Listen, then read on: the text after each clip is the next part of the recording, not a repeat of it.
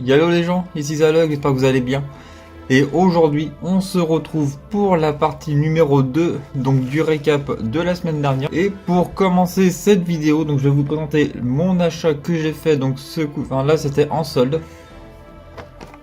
Donc j'ai réussi à trouver la pop de Joey Wheelers, donc 50% dessus. Donc un petit item qui sera super sympa à mettre dans le décor. Sur un coup de tête, je me suis fait un délire, c'est-à-dire d'avoir tout ce qui est accessoire de cartes, donc que ça soit tapis, que ça soit deckbox, pochette, enfin bref, tout, j'ai tout pris en jaune et noir. C'est pour que je vous montre un petit peu où c'est que je suis parti. Donc je me suis créé ce petit tapis custom. Donc s'il faut, je prendrai une photo, je le mettrai en incrustation, ça sera plus facile et plus propre à l'image. Donc voilà, donc c'est vraiment un tapis que je voulais juste jaune et noir. Et en fait, de cette idée-là, donc je m'étais acheté, avec l'aide de connaissances, une display de pochette jaune et une display de pochette noire. Donc j'aurais pu m'arrêter aux pochettes, enfin pas, oui, aux pochettes jaunes pour le deck et noir pour extra deck et puis au tapis. Mais j'ai encore poussé le délire un peu plus loin. Il y a pas très longtemps, je me suis recommandé. Enfin, j'ai tout reçu hier en fait. Et donc du coup, dans ce colis-là, donc j'ai reçu des dés en jaune et noir. Je me suis pris aussi un classeur d'échange jaune, évidemment. En plus, il fait vraiment bien jaune et noir. Donc là, ça sera, je vais vous la mettre sur sur la caméra là. Une deck box, enfin plutôt une double deck box en une. Donc on l'ouvre comme ça. Donc là, ce qui est pratique, c'est qu'il y a un deck. Enfin, c'est qu'on peut ranger deux decks. Et ce qui fait un peu plus plaisir, c'est le petit, comment dire, là, la petite boîte au milieu, c'est qu'on peut ouvrir, c'est qu'on peut ranger des dés, mettre tout ce qui est side deck ou tout, enfin un petit peu ce qui est au-dessus, un petit peu tout ce qui est extra, on peut mettre dedans. Donc c'est vraiment une boîte qui est très polyvalente, de très bonne qualité parce qu'elle est très épaisse et tout. Et là, nous allons passer au plus gros de la vidéo. J'espère que ça va pas prendre trop de temps parce que lorsque je vois tout ce qu'il y a à vous montrer. Donc je vais revenir un petit peu sur le tapis, un petit peu que je vous le présente. Donc sur le tapis, vous pouvez voir que c'est jaune et noir parce que c'est mes deux couleurs que j'adore. Ensuite, donc vous verrez à gauche, vous verrez 3 grenouilles parce que je suis un fanatique du deck grenouille dans Yu-Gi-Oh! J'ai joué le deck pendant des années et des années, comme je l'avais dit sur la vidéo, je suis de retour. Donc en fait, sur ce tapis là, il n'y a ni plus ni moins que des cartes qui me tiennent à cœur au niveau grenouille. Donc il y a la grenouille mystificatrice, la grenouille démon et la rainette. Évidemment avec mon pseudo sur YouTube. Donc ensuite au niveau carte de collection. Je vais commencer par ce qu'on appelle les Lost Stars. Donc je vais vous montrer un petit peu ce que c'est des Lost Stars. Donc c'est pas grave. Donc j'ai acheté cette carte là, donc je vous mettrai en incrustation juste là. Donc les Lost Stars, c'est juste des images qui ont été censurées. Donc je sais pas si c'est pour le territoire européen ou pour le format TCG. Choquant. C'est au niveau de la poitrine. C'est principalement ça sur les cartes, je sais que ça contient des femmes.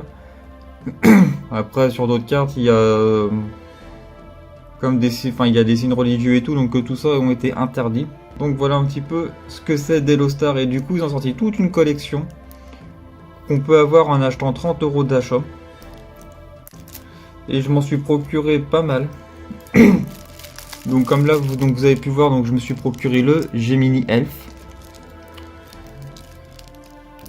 J'essaye de les collectionner scellés, donc c'est pour ça. Ensuite on a le Revolver Dragon. On a Ita la flamboyante. Win la spectaculaire.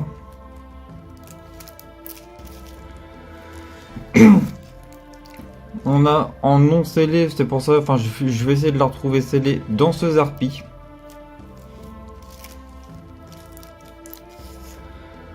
On a Eria la déchaînée. En monstre fusion, on a le lion fourreur. Non, fourreur. Le canon dragon catapulte VWXYZ. Et le retour inutile.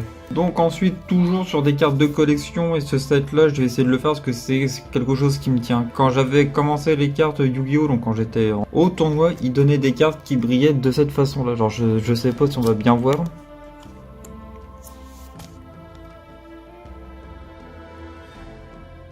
Donc voilà, donc ils brillaient comme ça. Et ça, c'est des cartes qu'ils ont arrêté de faire. Du coup, j'essaye de tous les avoir. Il y a à peu près 7 extensions comme ça.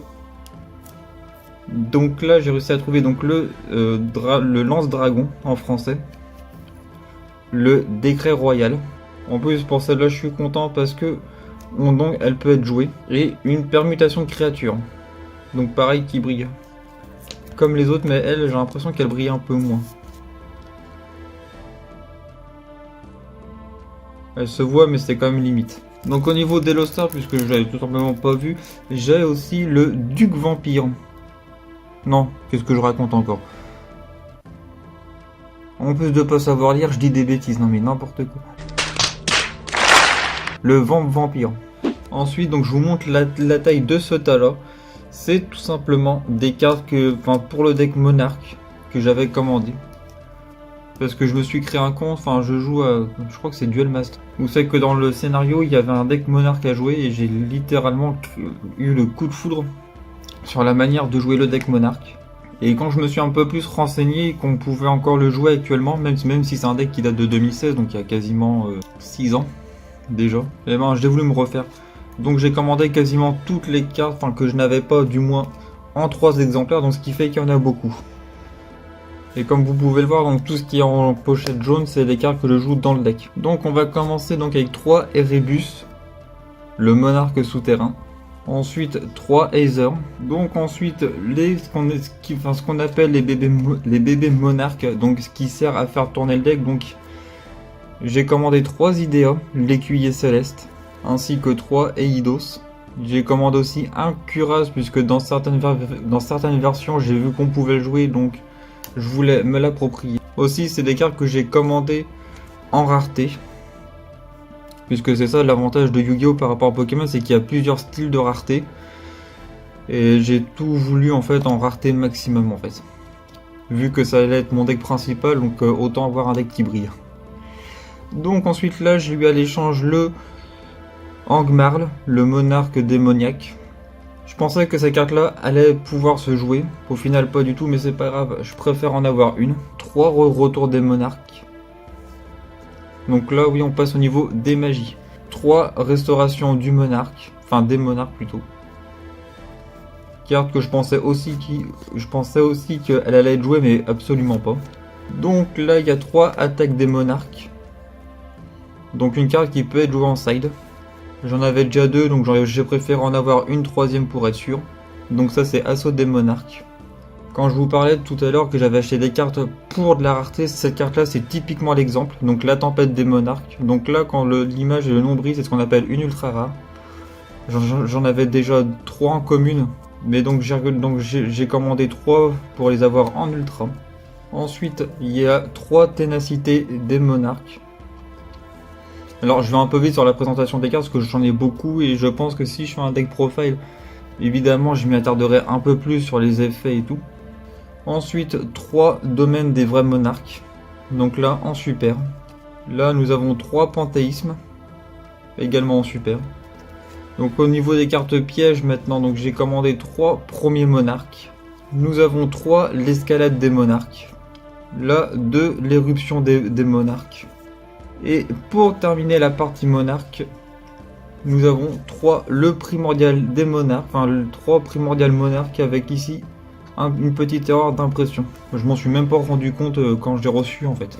Et donc ça c'est des cartes qui peuvent être jouées dans le deck. J'en joue quand même pas mal de là. Donc là il y a 3 objets de sacrifice inutiles. Nous avons 3 Céléglaire, le dragon lunaire lumineux.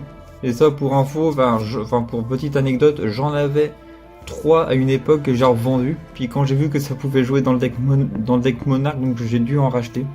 Après, c'est pas pour le prix que ça coûte, mais bon. 3 Lucius, le vassal des ombres. 2 Mitra, le vassal du tonnerre. Et un Anachu Flagrette.